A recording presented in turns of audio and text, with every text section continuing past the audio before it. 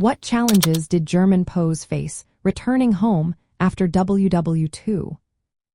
Imagine coming home after years of war and captivity, only to find your world turned upside down. That was the reality for many German prisoners of war after World War II. Their return was not simple or easy. The country they came back to was in ruins, with cities flattened by bombing and infrastructure destroyed. Roads, bridges, and homes were gone, making it difficult to find shelter or reconnect with loved ones. Food shortages were widespread, and many families had lost their homes or been displaced. Rebuilding life meant facing a country that was barely recognizable and struggling to recover from the devastation. Many POWs also carried physical injuries from the war or their time in captivity. Some had broken bones, burns, or other lasting wounds. Psychological trauma was common too. Years of uncertainty, harsh conditions, and separation from family left deep emotional scars. Returning soldiers often felt lost in a society that was trying to piece itself back together. They had to find ways to heal both their bodies and minds while navigating a broken homeland. The process of denazification was a major part of their post-war experience. The Allied powers wanted to remove Nazi influence from German society and government. Returning POWs faced questions about their involvement with the Nazi regime. Some had been involved in Nazi activities, while others had been ordinary soldiers. Many were subjected to political re-education programs, especially in American camps, where they learned about democracy and new ways of thinking. This was part of a larger effort to transform Germany into a peaceful, democratic nation. Social stigma also played a role.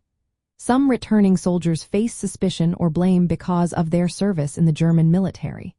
Communities were grappling with the crimes committed during the Nazi era, including the Holocaust. Some POWs had learned about these atrocities firsthand or through exposure to Allied propaganda, which created mixed feelings. Others had experienced humane treatment from their captors, which contrasted sharply with the brutal reality at home. Displacement was another challenge. War had scattered families and communities. Many POWs returned to find their homes occupied or destroyed. Reuniting with loved ones could take months or even years. The chaos of the post-war period, with millions of displaced persons from Eastern Europe, added to the difficulty. Many ethnic Germans had been expelled from their homes, creating a complex and often painful demographic situation. Economically, returning prisoners faced a tough road. Germany's economy was shattered, with scarce jobs and resources. Some of the Allied occupation authorities offered vocational training in farming and industry to help POWs rebuild their lives. But finding steady work was hard, and many struggled to support themselves and their families. The ongoing division of Germany into zones controlled by the Allies and the emerging Cold War tensions added more uncertainty.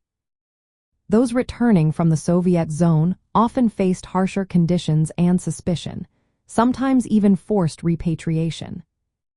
Understanding these struggles helps us see how the aftermath of war affected ordinary soldiers.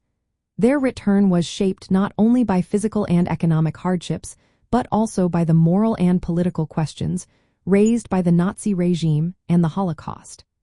The process of reintegration was about more than rebuilding homes. It was about coming to terms with a shared history and shaping a new future.